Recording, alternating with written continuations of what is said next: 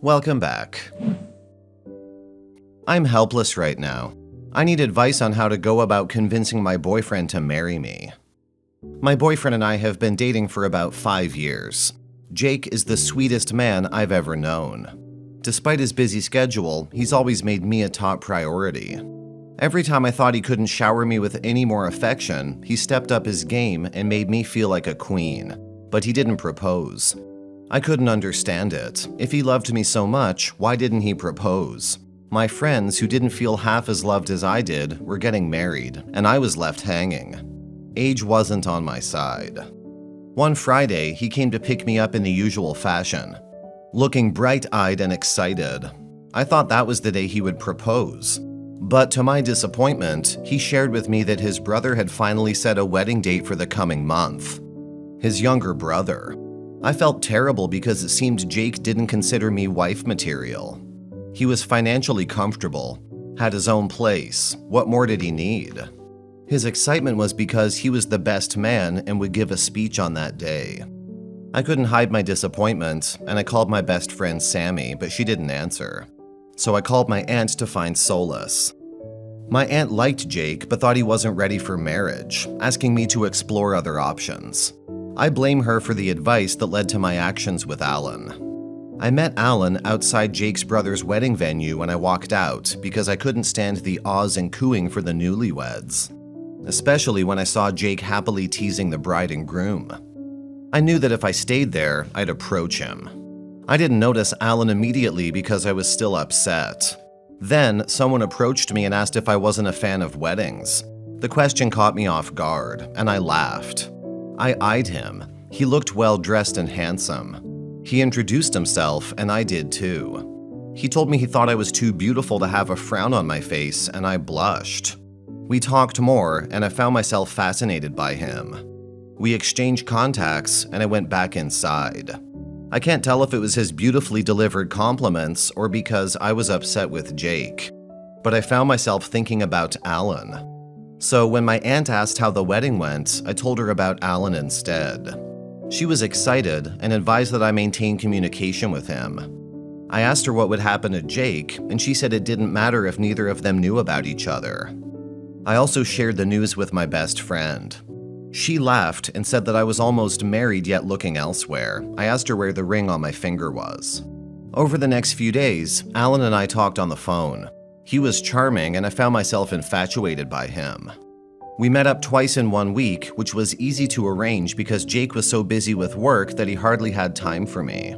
He sent bouquets of flowers instead. When Alan mentioned he wanted a serious relationship with the intention to settle down soon, I thought my insides would burst from excitement. It was as if our stars aligned. The day he officially asked me to be his girlfriend was the first time I got intimate with him. Afterwards, I cried from guilt. I had never cheated on Jake before this, but I didn't want to remain single all my life. I called my aunt and poured out my heart to her. She advised me to hold on until I was sure Alan was close to proposing before ending things with Jake. So I continued my relationship with Alan, even though it felt both good and wrong. The guilt made me keep my distance from Jake, even when he wanted to see me. I knew that if I got too close to him, I would melt and blurt out everything to him. Eventually, he became insistent on seeing me and asked why I was avoiding him. I didn't have a reason, so I told him it was my pedicure services taking up my time. He looked at me knowingly, as if he could see right through me. I got scared and called my aunt later when Jake left. She encouraged me to tread with caution. Sammy called me some days later to say that Jake was planning to propose to me and wanted it to be a surprise. He didn't know how best to go about it, so he enlisted Sammy's help. I was grateful that she told me because I knew I had to end things with Alan before moving on to this next phase. I didn't have the guts to say it to his face, so I texted him, and since I knew he might try to call, I blocked his number. I left to spend time with my aunt in case he came to find me at my flat. Thankfully, my flatmates weren't close to me, so they didn't know my aunt's place. The day Jake proposed, I was so ecstatic that I almost gave away the fact that Sammy let me in on the secret. It was just me and him present during the proposal, but it was so beautiful. My 2-carat diamond ring? Jake was a keeper. I was touched when he said he took time to propose because he wanted to be ready. to be a man worthy of my love. But my actions, avoiding him the past week, had made him hasten his decision. I shed tears both of joy and guilt. We planned to visit the rest of his family in the coming week. Jake's family house was very big, and the few times I visited, there were family members coming and going, so I was prepared. What I wasn't prepared for was seeing Alan there, being introduced as Jake's second cousin residing in Germany. I was in a daze, and I didn't even realize my legs were moving away from Jake's and Alan's aghast expression as I rushed to the nearest bathroom. I had to collect myself. I didn't know what to do. I tried to call my aunt but couldn't reach her. So I called Sammy and had to start telling her everything from after meeting Alan because she was only aware of our first encounter. Sammy was disappointed that I had kept it from her, but she asked me to keep it together and hope Alan didn't say anything immediately, so I could leave Jake's house and go straight to her to figure out how to salvage the situation and pacify Alan. I agreed and cut the call to join Jake outside to let him know I was feeling nauseous and had to head home. But Jake was standing by the door heading to the bathroom. He just stared at me like I was a stranger. I called his name, but he turned away. I rushed after him, but I didn't want to raise eyebrows when he turned and gave me a murderous look and continued walking. So I put myself together and looked around for Alan.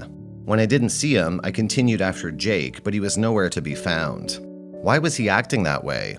Did Alan say something? I thought men weren't loud-mouthed. Could he have heard what I told Sammy? OMG, how stupid I was to tell Sammy anything in Jake's home. What do? I need to find out if Alan told him anything. Update. I went to Jake's house in the evening yesterday because I had been calling and he hadn't been picking up. His doorman said he hadn't returned from work. So I rushed to his workplace to catch him before he left, but I didn't meet him there either. I called my aunt to let her know since I had told her what had transpired. She advised that I called Alan and make sure he would cooperate, even if I had to offer him my body one last time. I thought it was good advice, so I dialed Alan's number. He picked up on the first ring, and I apologized for ghosting him. He said I had nerves calling him after what I did. He asked that I never call again and cut the call. I hurried to the apartment where Alan was staying. I rang his doorbell. On opening, I came face to face with Jake, his brother, and a bruised Alan.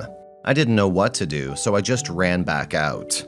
My aunt thinks I should have said something, given any excuse for being in Alan's apartment, even as far as lying that I tracked Jake's phone. But I was sure the truth was already out. Why couldn't I have been patient for Jake to propose? I should have confronted him about his reasons for not proposing to me instead of jumping to the next man. Is there a way for us to get back together? Sammy told me about a guy who forgave his wife even after cheating. We're not married yet, so there is hope. I'm in a dilemma because Jake hasn't said a word to me. He isn't returning my calls. And he hasn't even asked to meet up. How much does he know? Alan has blocked my number, so I have no way of knowing. Can anyone advise me on the next smart step to take? Edit. Jake finally returned my calls and asked that we meet up. Sammy prepped me on what to say and even offered to come along and stay at a distance. She was still disappointed that I didn't let her in on my double relationship, but she still wanted things to work out between Jake and me. Jake said he just wanted his ring back. He said he thought he was the one who didn't deserve me, but now he knew it was the other way around. Turns out he heard some of what I told Sammy in the bathroom at his family house when he was coming to find out if I was all right. In his anger, thinking that Alan was double-crossing him, he punched him. Apparently, it took the intervention of Jake's brother, who was very close to Alan, and the reason why Alan returned in the first place, to prevent a full-blown fight from erupting. They reconvened at Alan's where he narrated everything. Jake also blamed me for nearly coming between him and his cousin. He said I was a hoe and I was going to pay for what I did. I tried to plead with him, but he forced the ring off my finger and bruised me in the process. At this point, I don't know what to do. If I had known Alan was present for the wedding, I never would have talked to him in the first place. I don't want to be back to square one, guys. Is it possible to get Jake to forgive me? Cheating on your loving boyfriend, causing chaos with his family, and now you're looking for advice? Here it is. Take a long, hard look in the mirror. Learn from your mistakes, and try not to make such a colossal mess of your relationships in the future. You think you're helpless? You had everything, and you ducked it up. Now you're left with no fiance, no impending wedding, and everybody around you knowing you ducked another guy while engaged to your fiance. Best advice anybody can give you is 1. Stay away from every other man if possible. That'd be a social service.